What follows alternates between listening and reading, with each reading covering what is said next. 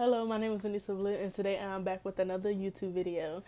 This one I heard about 2 years ago, before I even made my YouTube channel, y'all. Oh, and y'all don't understand. Hold on, y'all really don't understand how happy I am. I'm happy. YouTube really makes me happy, but let's get into this YouTube video. This case is the murder of Shannon Siders. Y'all, I know I said my last video had a lot of details. This one have a lot of details, and I'm really gonna have to look at my notes because I just made this video and I had to remake it because I didn't get all the details in it, and I'm not doing it. I need to look at my notes because I got bad memory, kind of bad memory. But yeah, this case is gonna have you all over the place. So let's get into it. July 17th, 1989, Shannon Siders' dad came home and seen that Shannon wasn't there. It was around 8:30. And he worked a third shift job, and usually she's there. So he walked outside, called her name, cause they lived in a small town, and I'm pretty sure they lived in a small neighborhood. And he said Shannon's always around the neighborhood if she's not home. So they walked around, and he called her name. He walked around, called her name. She didn't answer. She didn't come. So he called her friends. They said they haven't seen her, and he called her friends' parents, and they said they haven't seen her. So he went to the police, filed a missing person report, and he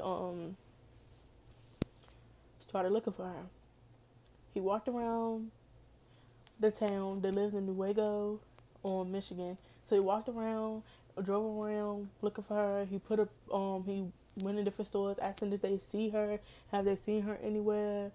Like, he was on it. Like, he was really trying to find his daughter. He asked people around town did they see her, and that's when all the tips started coming in to the police station. One of them, one person said they seen her. Like, they knew Shannon.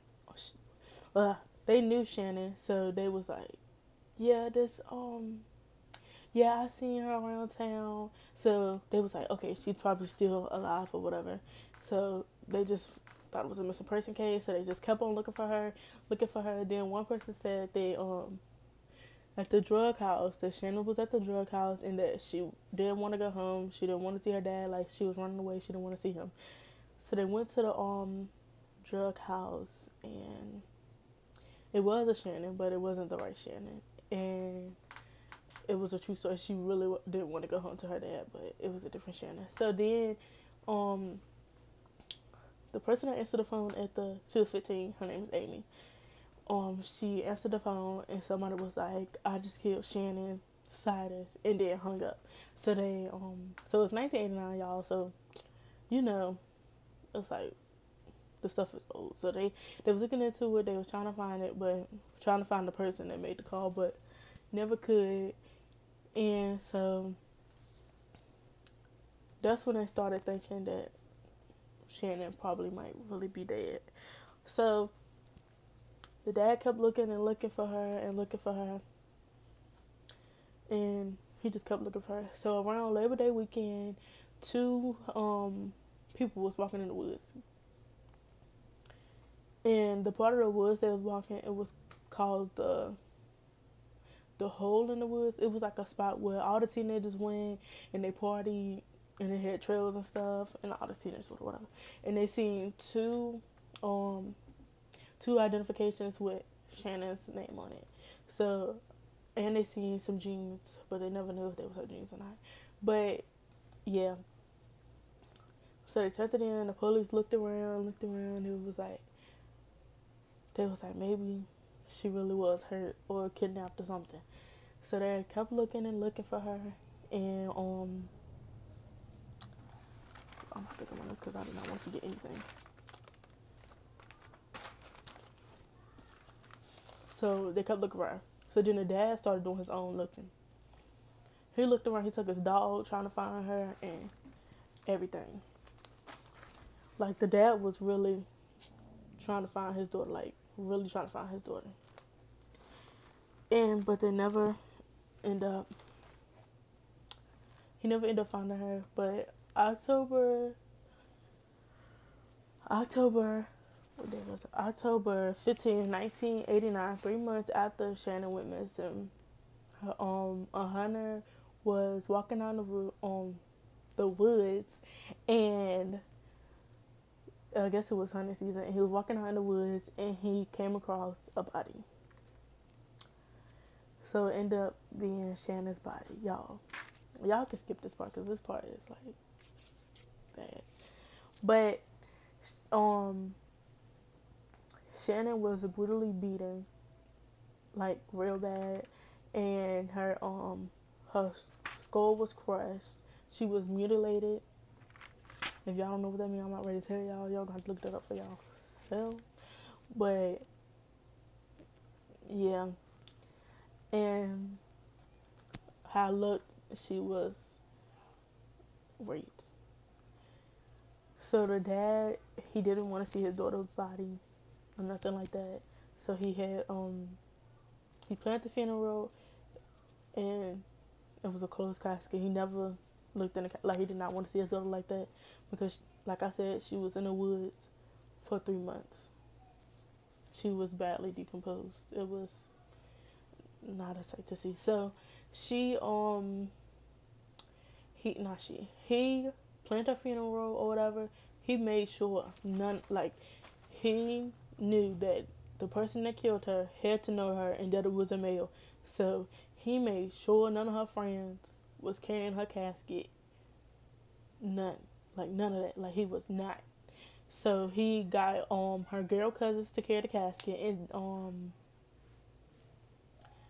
and like almost the whole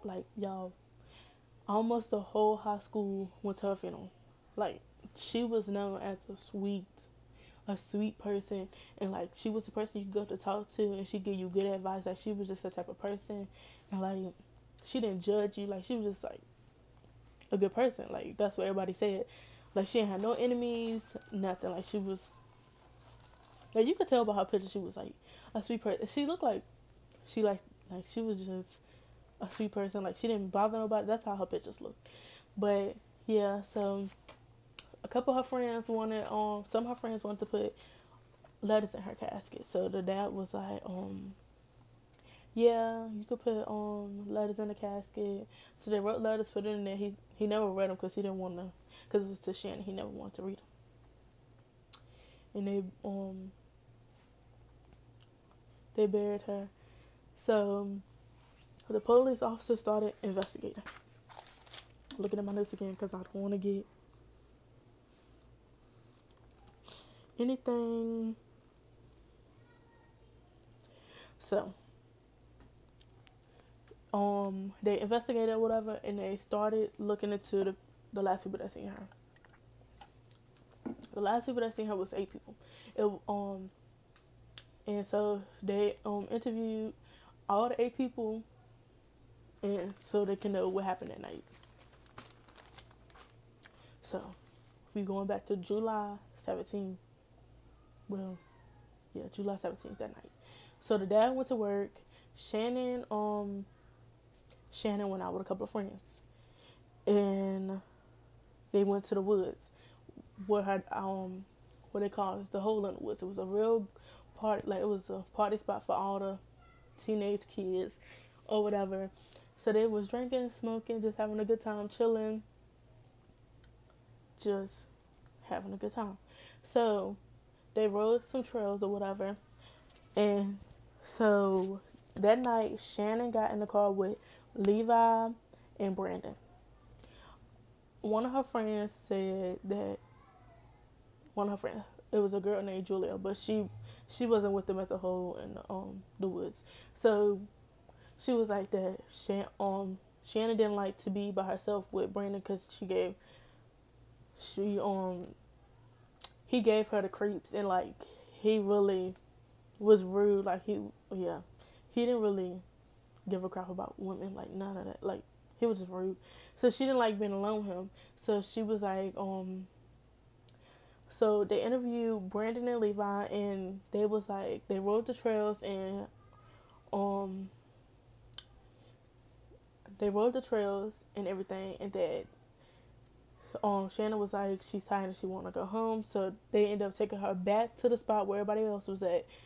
Um, and she got out the car and rode with Paul and Matt. Paul and Matt Jones, they're brothers. So she rode with them. So they make sure I ain't missing nothing. So she rode with them. So they started interviewing Paul and Matt. So they was like that. Yeah, she rode with us. We dropped her off. We were supposed to go to her house and watch movies and drink beer, but she was like she was tired, so we just dropped her off. So the police asked, "What time did y'all drop her off?" They was like around 12 a.m. to 2 a.m. And they was like that. When I put them to the house, the porch light was on, but they was giving details about the house, and like the dog was running around the house and the TV was on. So they was like, okay. So then they interviewed the other people, and they was like that Brandon left town. Brandon was the person she was with, and at first when they rode the trails, but she got out of it. And they was like they interviewed him again, and he was like, yeah, I left town. I left for a few days because he had to go get his cousin from Colorado and bring him back to Nuevo. And so they was like, okay, because it how they made it seem like he was suspicious and that he wanted to leave town, and like he didn't make him suspicious, but it wasn't nothing but him just going to get his cousin. So then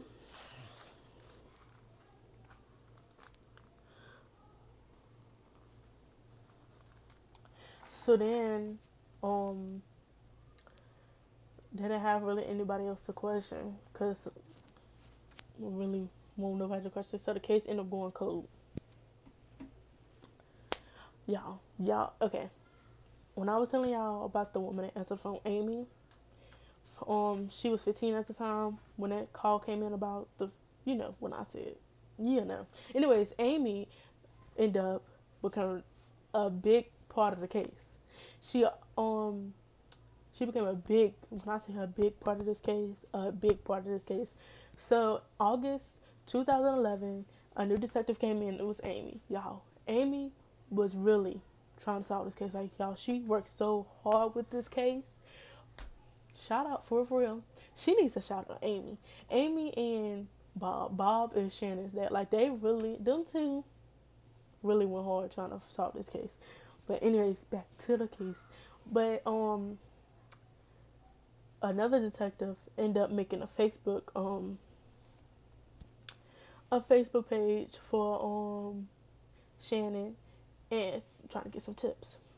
So of course they got a tip. They got a tip from this woman named Stephanie, and she said that her family probably was involved with the murder. So her family had a real bad reputation in Nuevo for incest and abuse and attempted murder, like crazy stuff. Like the family was crazy. So they went and so she was like, yeah, my family had something to do with the murder of Shannon. And Amy was like, okay. And she was like, yeah, they kept Shannon in the basement and they tortured her, and like several men raped her, and that when they so she was like, okay, describe the house. So she started describing the house. The house was on a lake, and like a creek went under the house, and like she was really giving like good details about the house, about the thing. It was like that. After they was finished, they took Shannon and they took her to the woods and they ran over, and that's how she died. So Amy was like, can you take me to the house? So she took her to the house, and kind of found out the house was real. The house was on a lake. A creek was going under the house. So and was getting excited. So she was like, yes, this probably is the place where Shannon was killed. We can get a break in this case. So then she called other people in to go investigate the house. So they went in and they went in the house and they come across this door. So they're like, this, they checked out the house and then they came across this door. And they was like, this probably could be the basement. Because y'all know how I told you they kept Shannon in the basement. Well, that's what the woman said. And they opened the door and it was a closet. Kind of found out the house never had a basement. Like, it never had a basement.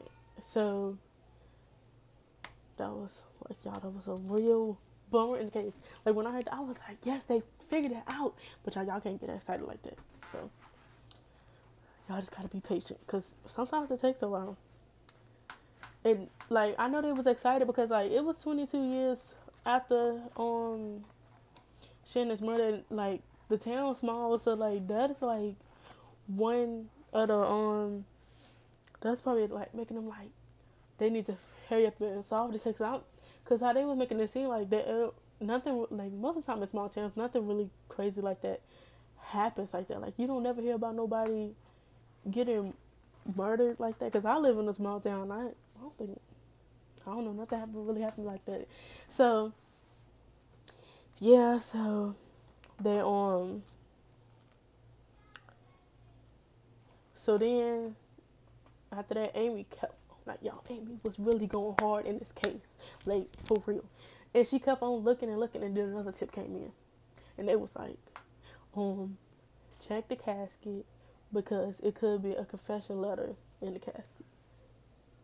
Like, y'all, they really did not want to dig her up because like when somebody in their final resting place, you do not want to like disturb them. Like, that's just sad. So they asked her dad, and he was like, yes, like the dad was really into this case. Like, he was really trying to figure out who killed his daughter. Like, y'all, the dad was really going hard for this case. Like, he was going hard for this case. Like, when the daughter, for the case, before the case even went cold, he put up signs everywhere saying who killed Shannon, like billboards. Like, he was not playing. Like, that was his only child. Like, he was trying to figure it out, like everything. So they the dad was like, yeah, go ahead and dig it up. So they dug it up, and they dug up. They read the letters. It was no confession letter. It was just saying, all her friends saying how much they was gonna miss her and they love her and all that. So they exhumed the body again, and in Shannon's hand was a chunk of hair. So they was like, maybe she was fighting back and she grabbed the person's hair, but it was Shannon's hair. So, but Amy did not give up. Y'all, when I tell you, Amy did not give up. Her dad did not give up. Like, they did not give up. And they kept on. So they talked to another. Well, y'all remember Julia, the one I told you about that wasn't at the hole in the woods. So they talked to her again. But the first detective that was on this case didn't write down what she was saying. Like, this. We're just gonna stay calm. They didn't write down what she said. So Julia was like, she got off work that night around 11:45. Her and Shannon was gonna have like they was gonna have like a little I guess they was just gonna hang out around the house. And I guess they lived pretty close together. So Julia was like, she got off at 11:45. She went to the house. She knocked on the door. Shannon wasn't there, but she didn't really think nothing about it because Shannon already told her that she had to go run an errand. So she was like, she'll just come back. So she came back every 30 minutes and knocked on the door, and she wasn't there. So she opened the door, she walked in the house, and Shannon still wasn't there. I know, like back in the day, they didn't really lock their doors because first off, it's a small town, so they didn't really lock their doors. So she went in, she didn't see Shannon, she ended up leaving. So the last time she went was 3. That was the last time she went to Shannon's house. and looked around for her, and she didn't find her. So y'all know what I said when I said at first, when Paul and Matt was like, they dropped her off from either 12 a.m. to 2 a.m. But Shannon never came home because Julia went there every 30 minutes, and I'm pretty sure if she was there, she would have seen Shannon. So then, that's what the police was hearing in their head. They like, they already just said that. So then, Lindsay. Lindsay was like that she saw Shannon. Well, she didn't know it was Shannon. She see okay. Lindsay got in the car with Paul. Paul and Lindsay was boyfriend and girlfriend. He asked her on the date. So she got in the car, and she got in the car, and when she looked down, she seen the class ring, and she seen a class ring in the ashtray. So she got upset. It was a girl's class ring. So she was like, how you gonna ask me on a date and you got another girl's class ring? And he said, don't worry about it. She's probably dead anyways. She didn't know it was Shannon's class ring, but that's what she said. Blah. She didn't know it was Shannon's class ring. She just knew it was a girl's class ring. And that's what Paul said. And I'm like,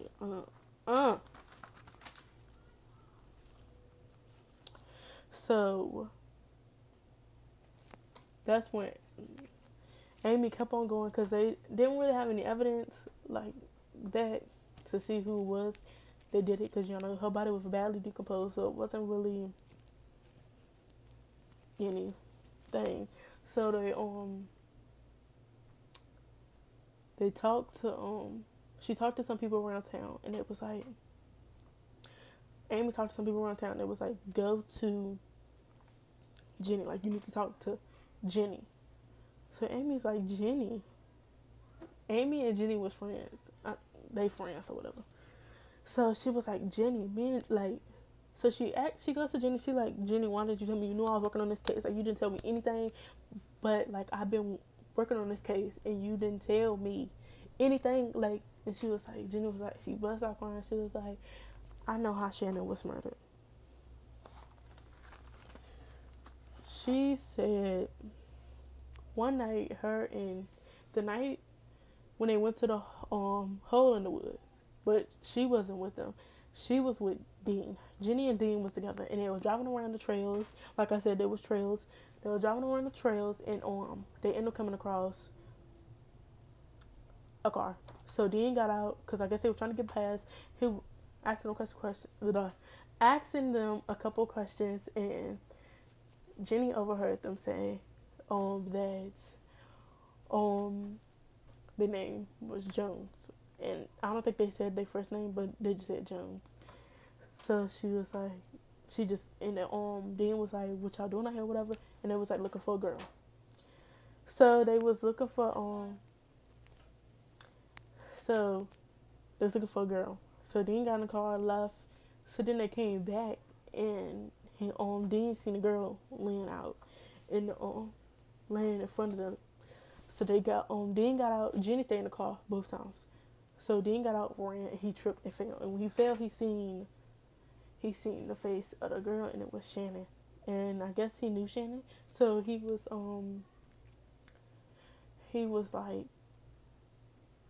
trying to help her. But when he got up, Paul kicked him in the face, and then that's when Matt came around the car and tried to hit her with a hammer, but Jenny bumped the horn, and that's when they both ran back and grabbed Shannon off the ground, put her in the car, and they got in and they left because they knew it was the second person. The reason Jenny and Dean didn't come forward because they were scared. Like, they're teenagers they were scared. Like, I could understand. And I'm pretty sure the boys still lived around there, so they would have told. I still would kind of told, but I would have. I don't know. Maybe they were just scared, but that's why they didn't tell. And so they end up arresting Matt and Paul, because they had eyewitnesses that seen it. So they end up arresting him. Matt was convicted of first-degree murder and sentenced to life in prison without parole, and Paul was convicted of second degree murder and sentenced to 30 to 75 years in prison. Yo, this case is, I'm so happy it is solved. It got solved in 2013? Yeah, 2013. So that's a lot. If they would have, I don't know if the man, I don't know if the dad got the classroom back or not, but like y'all, that is crazy. Like that was his only child, and like how they made it. How people said they said she was like really a nice person. Like they killed her for some sex. Like no reason. No reason. So y'all like, comment, and subscribe, and give me some ideas on some my channel. I try not to post cases like that people, the most all true crime people post, because like I want to post stuff that people don't know about. Like I'll try to get cases out there, y'all, because these people need to be heard, like for real. So yeah, I think I'll make a video why I got into true crime, but I'll like, comment, subscribe, share. I don't care what y'all do. Comment, y'all. I want some comments. Tell me some stuff. Tell me about some cases. But see y'all later.